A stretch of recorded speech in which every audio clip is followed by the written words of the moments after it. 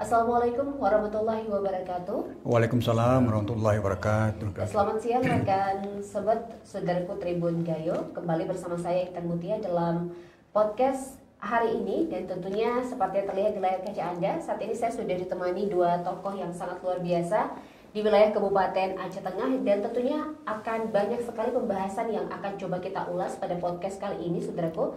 Tentunya mengangkat tema terkait dengan perencanaan dan distribusi zakat untuk kemaslahatan umat sesuai dengan Kanun Aceh nomor 10 tahun 2018 dan perubahan nomor 3 tahun 2021. Dan saat ini saya akan menyapa terlebih dulu dua narasumber yang sangat luar biasa yang sudah hadir di kantor Tribun Gayo sore hari ini. Baik, sebelumnya saya ucapkan selamat datang kepada Bapak Azhar Aziz selaku Ketua Perencanaan Monitoring, Evaluasi, Riset dan Pengembangan dan juga Pelaporan. Selamat datang Bapak. Terima kasih sudah hadir ke Tribun Gayo, karena ini terkait Baitul Mal ada banyak sekali yang akan kita coba bahas nantinya. Dan selain itu juga selamat datang kami ucapkan kepada Bapak Fakrudin SE selaku Ketua Bidang Pendistribusian dan Pendayagunaan. Selamat datang Bapak. Selamat datang Bu, sampai jumpa. Dan sebelumnya Bapak, kita juga sebelumnya sempat berbincang dengan Pak Tengku Abdul Aziz dan juga dengan Bapak Uun di podcast di podcast sebelumnya. Ada juga beberapa hal yang kita bahas terkait dengan Baitul Mal. Tapi ini kita akan lebih spesifik lagi terkait dengan bidang-bidang yang saat ini sedang Bapak ketuai di Baitul Mal sendiri. Tapi sebelum kita menjurus ke bidang yang saat ini sedang Bapak diamanahkan sebagai ketua, saya ingin bertanya terlebih dulu ke Bapak Azhar Aziz. Boleh Bapak ya? Boleh. Terkait dengan bagaimana Bapak melihat posisi dari Baitul Mal hari ini di tengah masyarakat Kabupaten Aceh Tengah. Terima kasih banyak.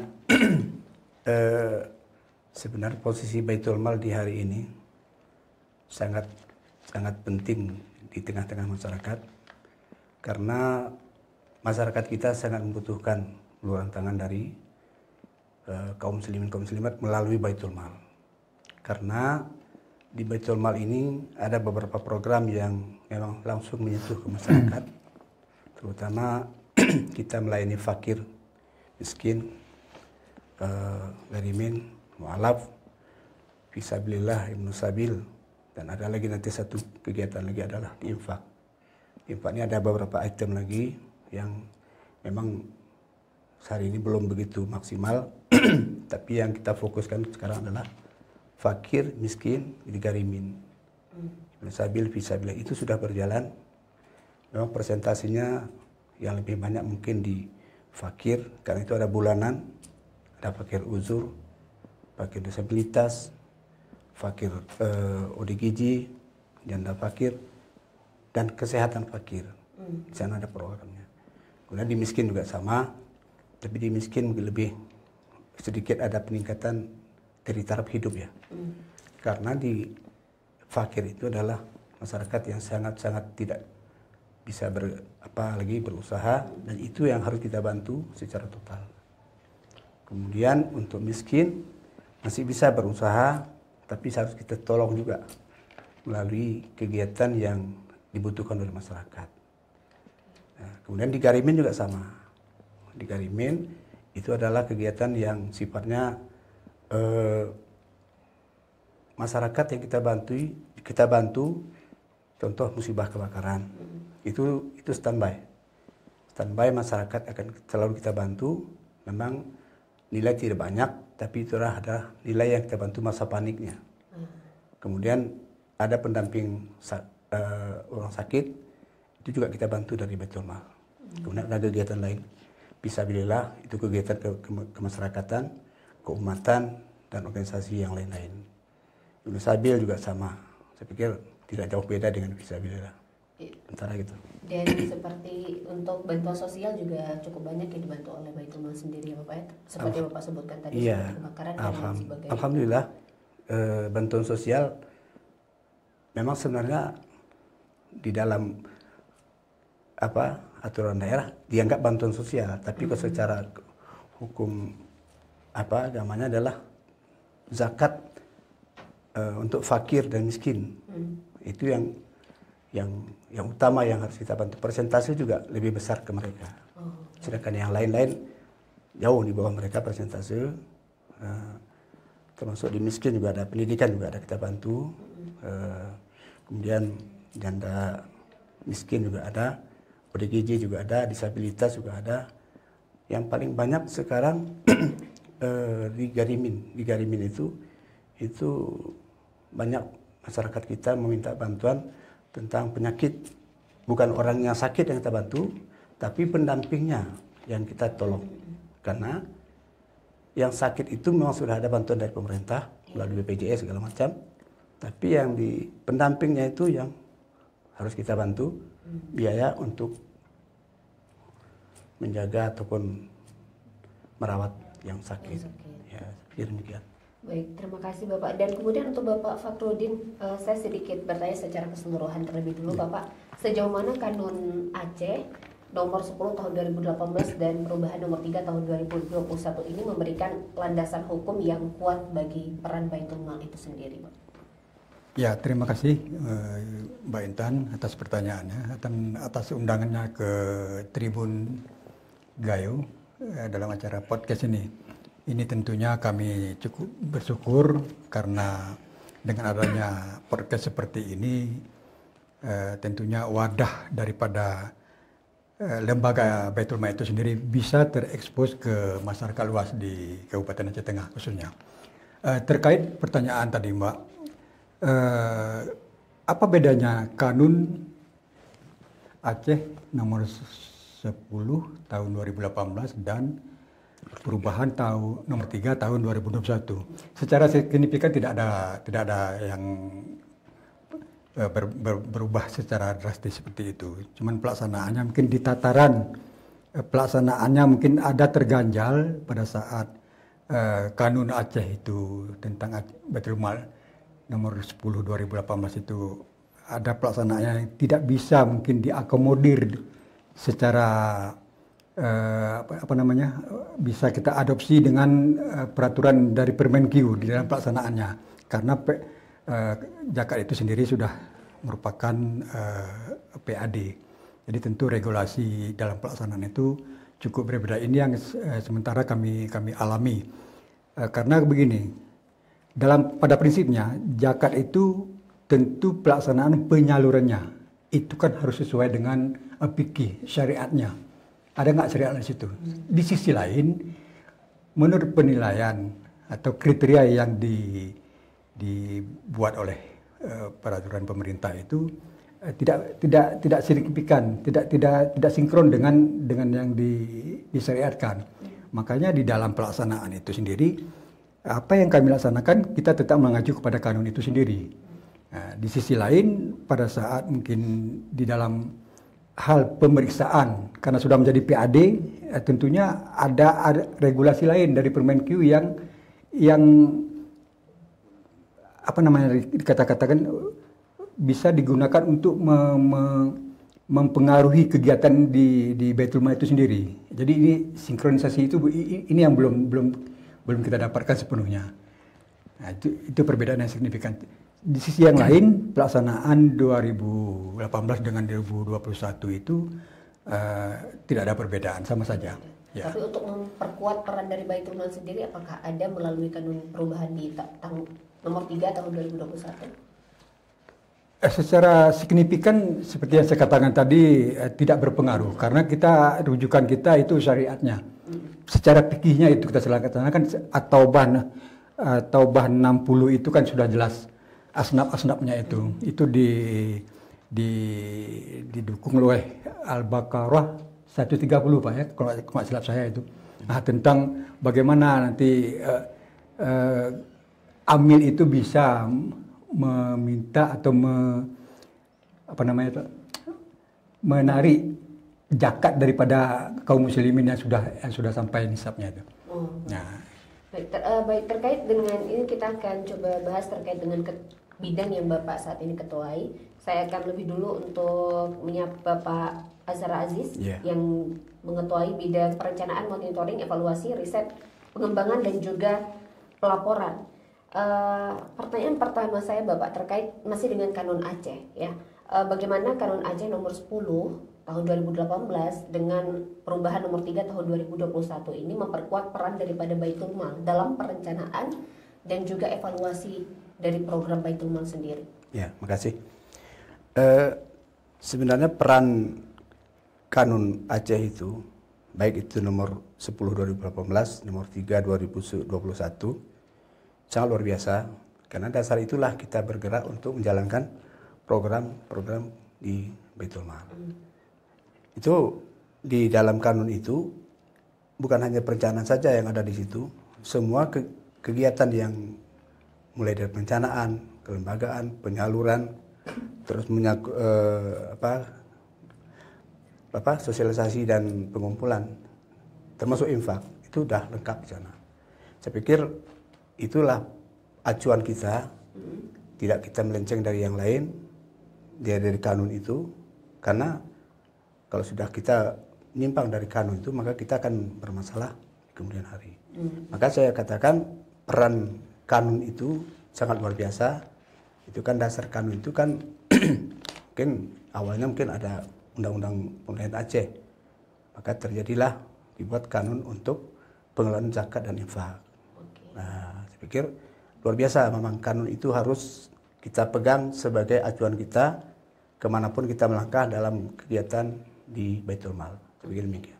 Baik, untuk Bapak Fakhruddin, Bapak selaku Ketua Bidang Pendistribusian dan juga Pendayagunaan, dengan adanya perubahan kanun ke nomor 3 tahun 2021, apa saja terobosan baru dalam pendistribusian zakat, infak dan juga wakaf di Baitul Mal? Kalau berbicara masalah terobosan, itu untuk tahun 2025 ini kita punya 111 kegiatan di DPA kita itu. Tahun 2025. 2024 118. Jadi cukup banyak kegiatan yang bisa. Ya, inilah kemudahan yang diberikan oleh kanun itu. Untuk pengembangan kegiatan itu asal tidak melenceng atau keluar dari ketentuan syariat Islamnya itu, secara fikihnya itu bisa dimanfaatkan sesuai dengan asnafnya itu. Seperti yang sudah kami jalankan pada tahun ini katakanlah seperti yang dikatakan oleh Bapak Ajahar tadi, bahwa kalau mungkin yang sebelum-sebelumnya pembiayaan untuk pendamping orang sakit, kenapa itu bisa kita buat dalam satu kegiatan itu? Pertimbangannya apa? Nah, seperti yang dikatakan tadi, bahwa si sakit itu kan sudah ditanggung oleh negara. Nah, sementara si pendamping itu, si penjaga si sakit itu kan tidak ada. Tidak ditanggung. Nah, disitulah peran Baitul Mal melihat si pendamping ini, dia meninggalkan pekerjaannya. Sementara di sisi lain mereka harus menghidupi keluarga, membiayai keluarganya. Nah, disinilah peran keluarga untuk membantu si pendamping si sakit tadi. Nah, dan banyak lagi. Ini program ini ada nanti di program pendidikan atau pelatihan. Kami kerjasama juga dengan lembaga-lembaga non pemerintah seperti Pisigo. Pisigo kita memberikan biaya untuk pelatihan bagi anak mustahik miskin untuk dididik dan disalurkan sebagai untuk mendapatkan pekerjaan sampai ke perguruan tinggi, sampai ke luar negeri, ke Malaysia, itu bisa dibiayai. Artinya begini, seandainya setelah setahun nanti dididik atau dilatih oleh lembaga ini, nanti mereka akan memfasilitasi. Katakanlah si mustahik ini ingin kuliah. Nah, dia bisa kuliah, tetapi difasilitasi juga dengan pekerjaan yang diarahkan oleh Pisigo ini, lembaga ini, sehingga nanti gajinya itu bisa menutupi biaya-biaya kuliah yang mustahik ini. Nah, ini suatu program ini saya kira Pak Ajahar, ini program yang mungkin kalau kita buka secara floor ke depan, ke umum, ini mungkin tidak terbendung yang berminat. Cuma ini untuk tahun ini kita hanya memproseskan 10 orang. Kita coba dulu bagaimana nanti endingnya, kontribusinya terhadap mustahik ini sendiri. Nah, di sisi lain juga kita untuk meningkatkan taraf ekonomi, kita bisa membantu mustahik kita yang di sisi ultramikro, ada juga palawija nanti. Nah itu kita akan laksanakan itu ke depannya nih. Artinya itu adalah salah satu contoh program yang saat ini sedang dijalankan di Baitul Mal sendiri. Kalau dari Bapak Aziz sendiri, untuk riset dan data dari Baitul Mal, itu dikumpulkan, bagaimana cara mengumpulkannya, kemudian agar bisa membantu menentukan program prioritas yang mana nih untuk di Aceh Tengah akan kita fokuskan terlebih dulu, kemudian nanti ada program, kan tadi ada 100-an ya Bapak, ada 112 atau 111 program untuk tahun 2020 zakat dan infak gitu. Nah, kemudian artinya ada program prioritas yang harus dikedepankan, itu bagaimana cara memilah datanya untuk Bapak Aziz? Terima kasih. Sebenarnya di Baitul Mal itu kita katakan prioritas, semuanya prioritas. Karena mereka membutuhkan. Saya kita butuh. Ya kan? Jadi tidak ada spesifik prioritas, kegiatan ini diutamakan, tidak. Tidak. Karena di Baitul Mal ini ada asnaf.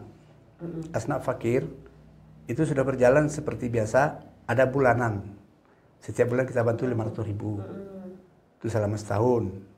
DGJ, fakir uzur. Itu fakir uzur orang ibu-ibu yang umur 60 tahun ke atas yang tidak bisa berusaha lagi, tidak bisa apapun lagi, kita berikan bantuan.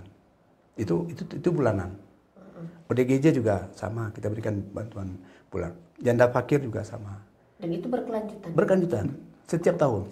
Setiap tahun. Insya Allah setiap tahun. Maka saya bilang, kalau menurut saya pribadi, yang prioritas itulah mereka dengan yang tidak miskin. mampu tadi. Tapi kalau kegiatan lain, bisa saja kita tidak ditiadakan, bisa saja diadakan. Karena apa? Prioritas kita di zakat ini adalah fakir, miskin, garimin. Kenapa di situ? Di garimin itu juga contoh. Banyak orang musibah kebakaran terutama. Itu setiap ada kebakaran, kecuali tidak tahu Baitul Mal. Kalau tahu nggak mungkin dari bantu. Memang biaya panik. Masa panik kita berikan satu rumah itu 2 juta. Nah, itu selalu setiap ada kebakaran kita kan tidak minta, itu nama musibah. Berikan. Itu selalu. Terus ada lagi yang pendamping sakit tadi. Karena seperti dijelaskan tadi yang saya jelaskan di awal.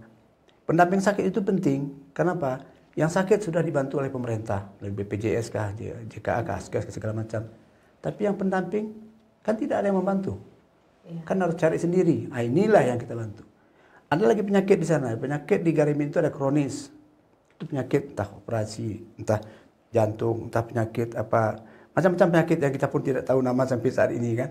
Nah, banyak penyakit yang tumor lah. Nah, itu kita bantu. Bahkan rujukan juga. Ya, rujukan. Rujukan ke Banda Aceh, ke Jakarta pun kita fasilitasi. Insya Allah kita bantu. Tapi itulah katakan, ketika seperti yang katakan tadi, bagaimana cara mengumpulkan data. Data itu kita berkeinginan, kampunglah memberikan ke kita. Tapi kadang-kadang kan tidak bisa semuanya kita serahkan ke kampung juga. Yang hadir ke Baitul Mal, mengusulkan ke Baitul Mal, insya Allah selalu kita tampung. Kecuali memang prosedur dan kelengkapan data, kelengkapan administrasi tidak dilengkapi. Kita minta lagi. Kita selalu proaktif itu meminta ke masyarakat kita dengan artinya apa? Karena yang dilayani di Baitul Mal itu bukan sedikit orang kita layani, semua kita layani, terlayani. Ketika ada 1-2 orang kadang-kadang mengatakan, tidak terlayani dengan baik. Ketika itu memang maklumlah, petugas di Baitul Mal itu sangat sedikit, tidak sebanding dengan orang yang hadir. Nah, jadi ini kan harus kita pahami dan bukan tidak layani. Ketika sudah masuk data kembali, cross check, masukkan ini penyakit apa, ini kronis, ini lansia, ini apa segala macam, ada semua di situ. Program itu sudah berjalan beberapa tahun. Sudah sejak didirikan Baitul Mal itu sudah ada. Tinggal sekarang kita sinkronkan program yang dulu, yang sekarang, dan tidak jauh beda. Memang program itu aja dia. Datang ke Baitul Mal itu minta bantuan orang sakit, orang sekolah. Sekolah itu pun memang di program untuk sekolah yang sekarang kita bantu di miskin adalah untuk anak SD. SD kita bantu 200 orang dengan MI kan. Yang SMP dengan MSen kita bantu 200 orang. Yang SMA, aliyah kita bantu 200 itu menghadapi tahun ajaran baru. Biasanya kan masyarakat kita kan kekurangan anggaran untuk melengkapi perlengkapan anak-anak sekolah. Jadi ini kebutuhannya itu terserah ke masyarakat kita, tapi yang jelas kita bantu melalui itu. Tapi yang jelas itu kebutuhan untuk pendidikan. Nah, itu kita bantu. Jadi ada program-program lain yang kadang-kadang tidak tersebut juga. Tapi datang ke Baitul Mal, oh jalan mana dia masuk? Oh jalan sini. Ada insidental. Insidental itu sifatnya bisa ada kesehatan, bisa ada pendidikan, bisa ada lagi yang sifatnya mendesak. Yang mendesak sifatnya. Masukkan di situ. Nah, maka saya bilang di Baitul Mal itu sebenarnya program yang kita jalankan itu sudah banyak program-program kita yang kita jalankan di daerah sudah terbantu melalui Baitul Mal. Tapi kemungkinan ini, kadang sebagian orang tidak memahami, tidak tahu, maka harus sering ke sana. Datanglah ke Baitul Mal. Ketika datang ke Baitul Mal, kita akan berikan apa di situ? Akan kita berikan penjelasan, oh ini gini. Apa permintaannya? Oh biaya sakit, apa penyakitnya? Tapi yang jelas harus dilengkapi dokumen. Apa dokumen? Pertama KTP, KK, terus diagnosa sakit, apa penyakitnya, harus ada dari dokter, terus surat dari kampung. Kenapa surat dari kampung? Tidak mampu ya. Kalau kurang mampu, yang kurang mampu itu memang itu menunjukkan bahwa itu wajib kita bantu. Nah, terus nanti untuk apanya bagaimana realisasi penyalurannya? Itu kita transfer nanti ke rekening masing-masing. Tidak ada lagi di cash di sana. Langsung CF. Jadi maka kami tidak ada pegang uang. Tidak ada sepeser pun kami memegang uang di sana. Uang itu langsung dia transfer melalui setelah usulan ke dinas ke keuangan. Keuangan itu akan transfer karena dana kita di situ. Bukan dana kita tidak ada di Baitul Mal. Di Baitul Mal itu tidak ada dana cash yang menumpuk kecuali di sana di keuangan. Karena di keuangan itulah yang akan menyalurkan melalui PPTK nanti PPTK langsung transfer. Tidak ada lengket. Artinya mainnya main antar bank ini. Jadi langsung ke yang bersangkutan. Masyarakat. Ya, ketika mereka tanya, "Bang, saya belum ada, Pak, ada keluar. Tolong dicekkan di bank ada nggak masuk?" Oh, kalau udah cek udah masuk berarti. Insya Allah mudah-mudahan masyarakat kita sebagian besar sudah memahami bagaimana kinerja di Baitul Mal itu. Itulah dia. Selama ini kita tidak pernah menjelaskan mungkin ya. Orang nggak tahu. Dipikir Baitul Mal itu pegang uang, tidak bisa melayani. Tapi insya Allah masyarakat kita, saya sekarang sudah melihatlah masyarakat kita hadir ke Baitul Mal. Setiap hari hadir ke Baitul Mal itu tidak kurang dari 50 orang, lebih malah. Setiap hari. Setiap hari. Nanti setelah didata, nanti tim kita turun untuk verifikasi. Jadi bukan ujuk-ujuk datang diberikan itu bukan. Untuk memastikan mustahik kita layak tidak menerima. Makanya inilah program yang kita buat melalui, tapi ini pun program ini kami komisioner 55 berembuk, ada masukan dari Bapak Parudin, dari yang lain-lain. Oh ini dimasukkan, dikelompokkan jadi satu, baru kita pleno. Hasil pleno itulah jadi program kerja kita 1 tahun ke depan. 1 tahun ke depan. Ya. Oke, artinya sejauh ini Bapak untuk tantangan yang dihadapi dengan kita lihat ada satu hari bisa sampai 50 orang yang datang masyarakat Kabupaten Aceh Tengah ke Baitul Mal. Ada tidak tantangan untuk dari segi bidang yang saat ini Bapak kepalai? Ada nggak kendalanya? Kendalanya saya pikir di perencanaan, karena kami sudah merencanakan di awal. Saya di perencanaan sudah merencanakan ini program kita, ini. Asnaf ini dia. Tinggal angka-angkanya begitu kan. Selesai di tugas saya di situ, kami hanya monitor aja nih. Iya. Ya kan? Nanti urusan salur-nyalur nanti Pak Parudin yang akan memonitor ke semua tim pelaksana itu. Ini bagaimana, apa kendalanya? Nanti urusan saya nanti penganggaran di saya, terus nanti ada perubahan. Nah, ini mau ada perubahan anggaran. Nanti kita rembuk lagi, gabung-gabung bareng-bareng dengan komisioner yang lain. Artinya tidak saya ujuk-ujuk saya menentukan sendiri. Mungkin yang bisa saya tentukan draft saja.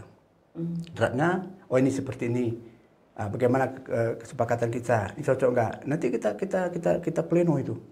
Hasil pleno itulah jadi satu kesimpulan bahwa inilah program kita 2024 misalnya, 25 misalnya. Nanti 2026 insya Allah di bulan 10 awal kita udah mulai kita orek-orek juga itu. Untuk 2026. Iya. Nah, mudah-mudahan program ini, tapi insya Allah lah ini program yang fakir miskin itu berjalan terus secara simultan. Nanti tidak ada perubahan, mungkin orangnya yang akan bertambah. Itu nanti kita lihat perkembangan. Karena di angka itu estimasi kita buat. Katakan untuk janda fakir atau fakir uzur, katakan untuk 400 orang. Karena sambil berjalan lebih atau kurang. Nanti baru kita pikirkan caranya bagaimana untuk yang kurang ini jangan sampai nggak ada. Oke, baik. Nah gitu deh. Kalau nanti kurang, maka kita buat dulu ini per 6 bulan saja dulu. Nanti di perubahan nanti kita masukkan. Baik, untuk Bapak Fakhrudin sendiri di bidang pendistribusian dan juga pendayagunaan, sejauh ini ada beberapa program tadi yang sudah Bapak sebutkan. Ada tidak tantangan dalam hal pendistribusian dan juga pendayagunaan ketika Bapak yang artinya turun langsung ke masyarakat? Ya, tantangan kita sebenarnya di dalam pelaksanaan itu bukan di tataran pelaksanaan di lapangan. Di regulasinya yang kita mungkin tidak sinkron dengan aturan yang dibuat oleh pemerintah itu sendiri. Karena program yang kita buat itu kan sudah termaktub di dalamnya bagaimana kita memberdayakan mustahik-mustahik kita yang ada di masyarakat. Nah, di dalam pelaksanaan itu di sini mungkin ada peran pemerintah di situ. Nah, jadi di sini bagaimana kita melaksanakan program itu agar apa yang diprogramkan oleh pemerintah itu sendiri bisa tercover di situ. Jadi secara umum program kegiatan yang kita laksanakan ini sudah mengadopsi kira-kira mungkin 60-70% itu program pemerintah sudah kita ikut nimbruk dalamnya. Pemberantasan kemiskinan, kesehatan, pendidikan, pemberdayaan ekonomi seperti ultra mikro tadi kita bantu. Bagi mustahik kita yang punya kios kecil di rumahnya, kita bantu modalnya 5 juta. Nanti kita kontrol bagaimana nanti setelah kita bantu itu apakah ada penambahan bahan-bahan yang dijual itu, peningkatan ekonominya bagaimana, adanya palawija seperti itu juga. Kita monitoring lah. Ya, jadi di kendala sebenarnya yang signifikan tidak. Karena setiap kita mau melakukan kegiatan itu, kita berkoordinasi dengan badan keuangan. Badan keuangan? Ya, bank pengelola keuangan, kepalanya. Karena begini, jangan-jangan nanti program yang kita laksanakan ini tidak bisa disalurkan atau kita ada regulasi yang membatasi pelaksanaan ini tidak bisa terlaksana. Jadi kita tetap berkoordinasi dengan keuangan. Nah, di sini kita perlu peran aktif kita lah untuk berkonsultasi kepada pihak pemerintah. Pemerintah juga ya. Terkait dengan sistem pengawasan Bapak, apa sistem pengawasan yang diterapkan agar distribusi ini benar-benar dengan ketentuan dari Kanun Aceh? Ya, kita kan sebelumnya kan sudah menentukan mustahik kita. Setelah dievaluasi data-data yang masuk ke kita, itu kita verifikasi layak tidak layak. Layak atau tidak layak? Ya, setelah itu baru nanti kita memohon kepada mustahik itu hal apa, berkas apa yang harus dilengkapi kembali supaya dia tidak terganjal di dalam penerimaan itu.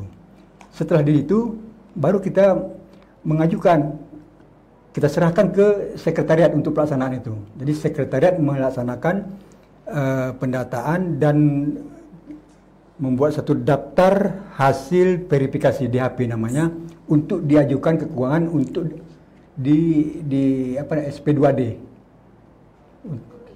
Nah, jadi kita usulkan supaya saya tambahkan sedikit dari Bapak. Ya, untuk sebenarnya kan seperti awal saya katakan tadi, kami komisioner ini adalah pembuat program, kebijakan istilahnya.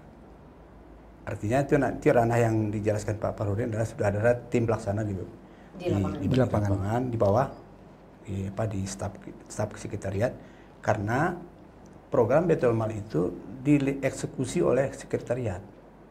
Bagian sekretariat. Sekretariat. Ya, bagian Karena sekretariat yang ini eksekusi. runutnya nih, jangan salah kita persepsi salah paham. Nanti di Baitul Mal ini ada 3 elemen di situ. Elemen pertama adalah Dewas. Dewas itu tugasnya mengawasi kegiatan yang kita jalankan Dan menyetujui anggaran. program kita. Oke. Tuh. Yang kedua baru Baitul Mal. Baitul Mal ini ada unsurnya ketua dan komisioner 4 orang. Semuanya komisioner sebenarnya. Ex officio, kolektif kolegial. Mereka yang 5 ini kolektif kolegial. Ini adalah penentu kebijakan untuk menjalankan program, membuat program, termasuk monitoring, termasuk nanti hal-hal yang lain yang banyak yang belum terlaksana sebenarnya. Nah, ini kita harus akui belum semuanya terlaksana. Insya Allah ini di tahun ketiga ini harus kita laksanakan, dan mungkin di tahun kedua ini masih ada waktu beberapa bulan ke depan akan kita jalankan semampu-mampu kita dulu. Karena secara kebetulan kami ini adalah komisioner pertama yang Aceh Tengah. Komisioner Pertama Ya, menjabat sebagai ini pertama kita penjabat. Kabupaten lain mungkin sudah ada yang 2 kali. Ini baru kita pertama. Maka saya katakan ini adalah titik awal untuk bergerak Baitul Mal ke depan. Artinya kami bekerja keras untuk membuat satu regulasi untuk yang generasi berikut ke bawah, ke depannya gitu. Kalau misalnya nanti ke depan siapa yang jadi komisioner, maka dasar sudah ada. Kalau kami kemarin jadi komisioner, kami harus meraba-raba ini. Meraba apa nih? Tanya ke Baitul Mal Aceh. Maka perjuangannya agak sedikit berat. Beratnya itu tadi. Tapi karena niat kita dari ibadah yang utama, kita berjalan secara memang namanya pergerakan ini butuh waktu, butuh tenaga, butuh pikiran, ya kan? Jadi pikiran itu memang terkuras untuk ke seluruh bidang ini. Iya. Makanya di tataran pertama ini kami harus meletakkan fondasi yang harus kuat. Gitu. Yang harus kuat. Kemudian nanti gerakan kami ini, kami tidak boleh kami eksekutor, karena bukan tugas kami eksekutor itu. Tugas dari sekretariat. Itu elemen ketiga. Elemen ketiga. Artinya bukan dari bapak-bapak ini yang kami program kebijakan, pembuat regulasi, segala macam, kan tataran eksekutornya adalah sekretariat. Itulah perpanjangan tangan dari pemerintah daerah. Jadi makasih Bang, pemerintah daerah dengan kami harus sinkronisasi kami dengan pemerintah harus kami jalankan habis. Karena apa program daerah itulah program kita. Yang dijalankan daerah itu kami yang membuat satu kebijakan, oh ini. Daerah mengatakan, oh ini seperti ini, oh ini jalankan seperti ini. Kita harus menyahuti apa yang diminta oleh pemerintah daerah. Karena apapun ceritanya, kalau Baitul Mal jalannya lain, pemerintah lain, mau kemana kita nih? Nggak sinkron ya. Nggak sinkron kan? Nah, sinkronisasi itu maka dituangkan dalam Baitul Mal melalui sekretariat. Sekretariat itu yang menjalankan program yang kita buat. Maka kami dalam tataran tidak kami menjalankan ini. Yang menjalankan adalah tim pelaksana. Ada tim pelaksana di bawah sekretariat yang memonitoring, yang mengontrol. Kami monitor. Nah, jadi program yang kita buat ini sudah jalan nggak seperti yang kita masukkan. Jadi kan ada program kita buat, ada juknis nanti dibuat oleh Pak Farudin sebagian dari penyaluran. Bapak nih yang mengkoordinir juknis itu. Ada satu program, programnya katakan bantuan untuk ODGJ atau fakir uzur. Bagaimana juknisnya nanti Bapak ini buat. Berdasarkan itu yang dijalankan oleh sekretariat. Alurnya seperti itu. Tapi jangan ngambang ini. Iya. Ya kan? Gitu cerita. Tadi kan Bapak juga sempat menyebut bahwa satu hari itu bisa sampai puluhan masyarakat datang ke Baitul Mal untuk setidaknya meminta bantuan sesuai dengan apa yang mereka butuhkan. Jadi untuk kedepannya Bapak, apakah sudah ada inovasi digital atau sistem informasi yang bisa mempermudah masyarakat Aceh Tengah khususnya untuk proses perencanaan dan juga evaluasi? Insya Allah tahun ini sudah kita buat semacam website ya. Ya, website. Ada website. Termasuk ini salah satu nih yang kerjaan dari tugas kita di media online. Media partner kami buat. Ini tujuannya pertama kan untuk promosi kegiatan Baitul Mal apa saja. Nah, ini satu.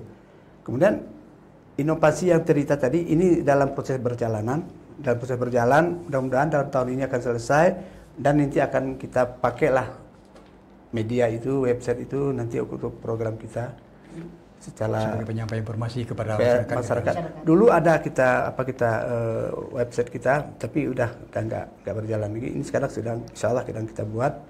Mudah-mudahan ini nanti ke depan akan kita buat program ini sesimpel mungkin. Masyarakat tidak perlu lagi harus hadir ke Baitul Mal.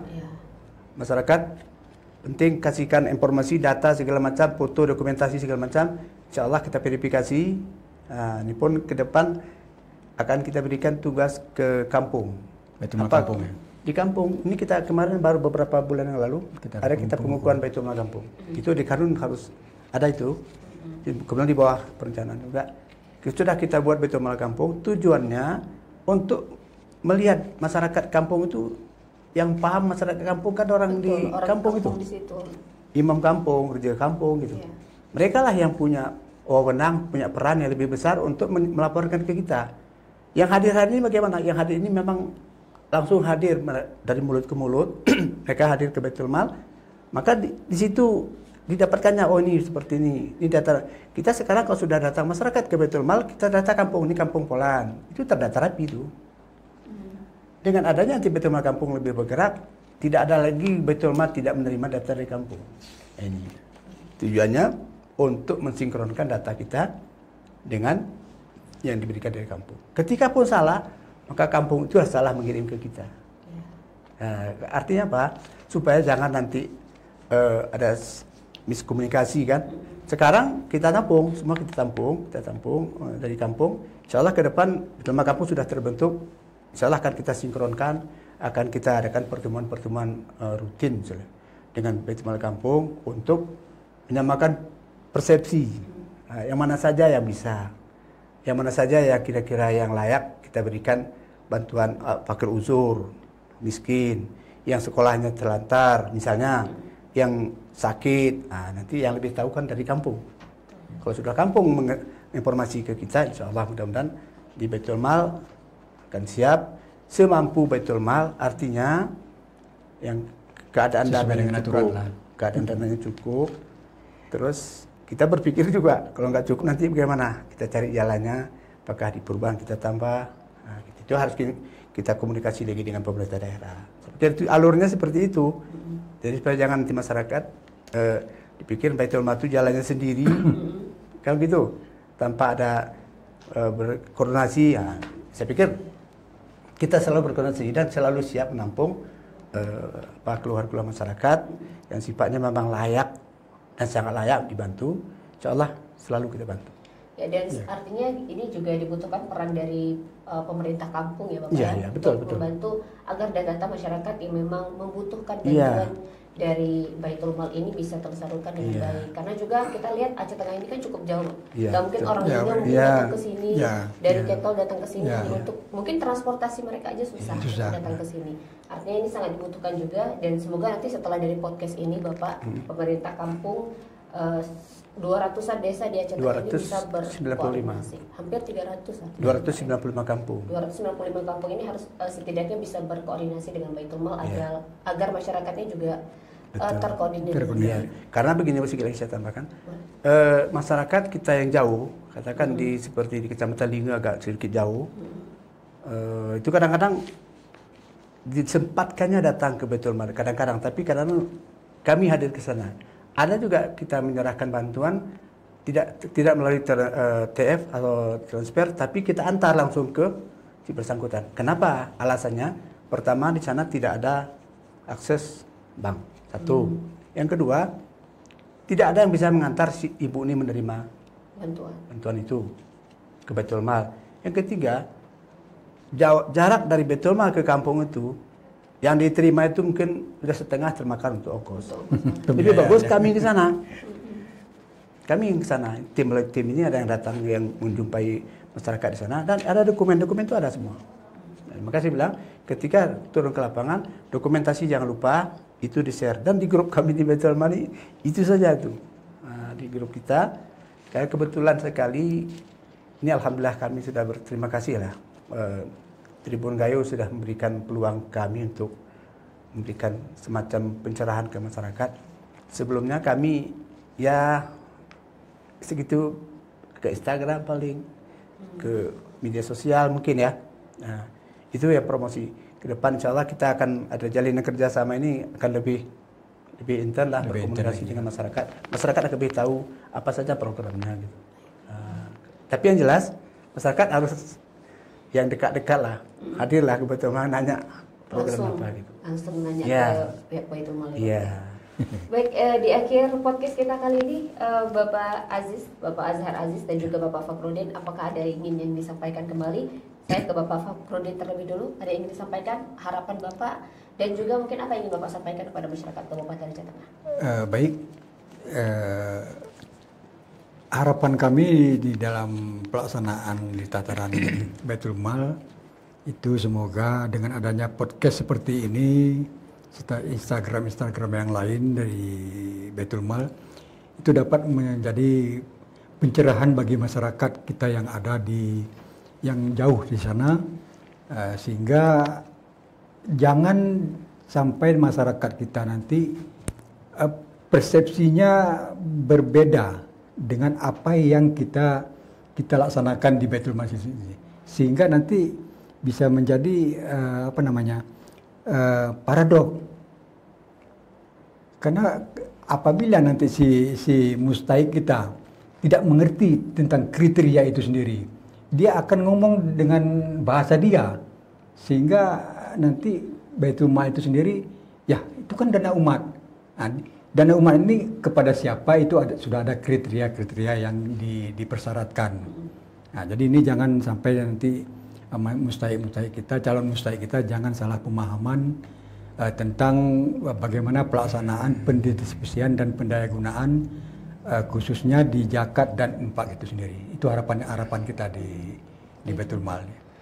Baik, untuk Bapak Azhar Aziz sendiri, Bapak Ketua Bidang Perencanaan, Monitoring, Evaluasi, Riset, Pengembangan, dan juga Pelaporan. Apa yang ingin Bapak sampaikan? Termasuk juga harapan Bapak kepada masyarakat di Aceh Tengah. Ya, terima kasih. Saya hanya berharap kepada kita semua masyarakat Aceh Tengah. Artinya kita sekarang sudah bergerak maju sedikit-sedikit. Artinya mohonlah diberikan support kepada petugas di Baitul Mal.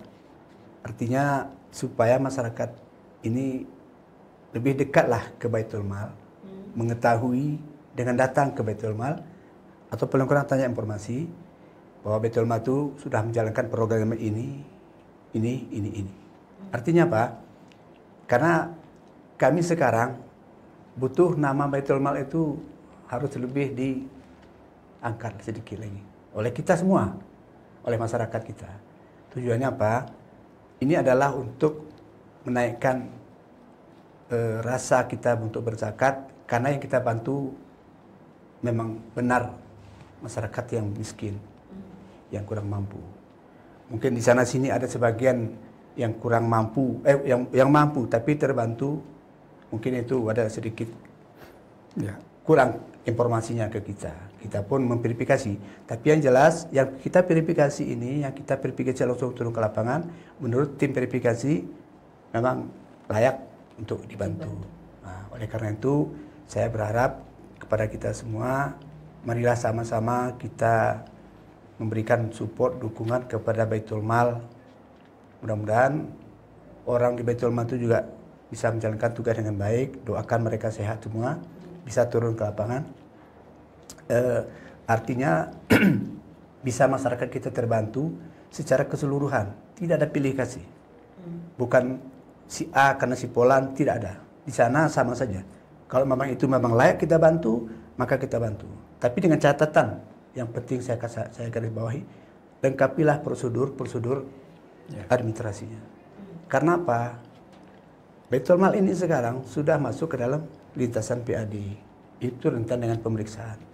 Ketika salah tidak kita prosedurnya tidak melalui juknis yang kita buat, terus persyaratannya tidak lengkap, terus kita salurkan, yang bermasalah nanti orang di Baitul Mal. Inilah harapan kita.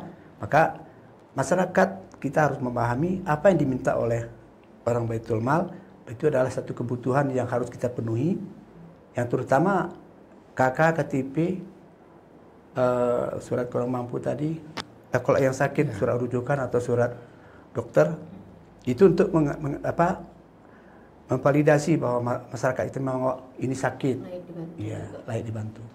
Saya pikir ini harapan kami, dan tolonglah kepada kita sekalian, naikkanlah sedikit lagi trust kita untuk bergerak ke depan. Ini tahun kedua, insya Allah tahun ketiga akan lebih baik lagi dari yang sekarang. Terima kasih. Setengah menit aja. Boleh, Pak. Silakan. Tadi ketinggalan, Pak. Harapan kami kepada mujaki kita. Ya, mujaki dalam arti kata kalau sebenarnya syariahnya dia bukan amil. Nah, jadi kami mengharapkan kepada mujaki kita yang berkemudahan rezeki untuk segera menyetorkan atau membayar zakat dan infaknya ke Baitul Mal resmi. Karena ada juga mujaki kita, maaf ini, karena dia merasa dia mujaki, dia punya kewajiban zakat, dia membayarkan itu. Itu adalah merupakan kesalahan di dalam pelaksanaan tataran pembagian zakat itu. Sedikit lagi. Lupakan ini. Saya ucapkan ribuan terima kasih kepada Muzaki yang sudah memberikan zakatnya kepada Baitul Mal, baik itu ASN, baik itu masyarakat biasa, pengusaha, kontraktor, yang sifatnya sudah rela ikhlas memberikan zakat ke Baitul Mal. Kami dari Baitul Mal sekali lagi mengucapkan ribuan terima kasih karena zakat yang saudara-saudaraku berikan, inilah kita berikan dalam satu program, kita salurkan melalui program-program yang sudah kami jalankan hari ini. Sekali lagi berizin terima kasih kepada Muzaki. Baik, terima kasih Bapak Azhar Aziz dan juga Bapak Fakrudin sudah berhadir ke Tribun Gayo, dan semoga nanti dari podcast ini juga bisa menambah wawasan dari masyarakat di Kabupaten Aceh Tengah, dan juga untuk masyarakat Kabupaten Aceh Tengah jangan sungkan untuk datang langsung ke Baitul Mal sendiri. Dan saudaraku, demikianlah untuk podcast sore hari ini, dan saksikan terus beragam informasi terkini dan menarik lainnya di YouTube dan Facebook Tribun Gayo, Instagram Tribun Gayo.com, dan video Tribun Gayo serta website tribungayo.com. Saya Intan Mutia, mewakili kru yang bertugas, pamit undur diri. Wassalamualaikum warahmatullahi wabarakatuh. Waalaikumsalam warahmatullahi wabarakatuh.